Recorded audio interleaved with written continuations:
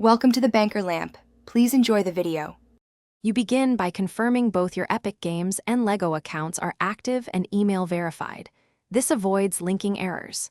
Once done, sign into Epic Games in a browser, go straight to account settings, then find connections or linked accounts.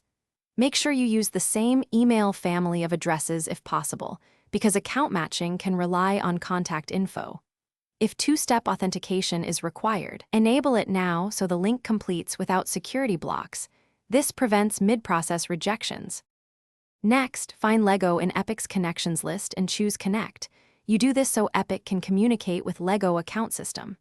When the Lego login pops up, enter your Lego credentials and grant permissions.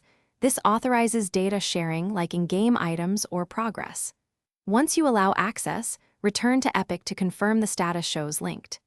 Make sure to check any game-specific options, for example, whether inventory or display names sync, because those settings determine what transfers between systems. To finish, restart both Fortnite and Lego services and verify the linked status in account settings so your items and progress appear.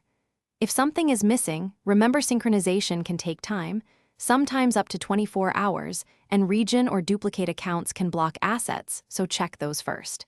If errors persist, revoke the connection and reauthorize. That often clears token issues.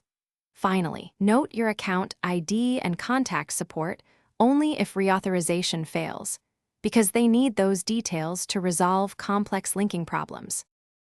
Thanks for watching. If this was helpful, leave a like and consider subscribing. See you next time.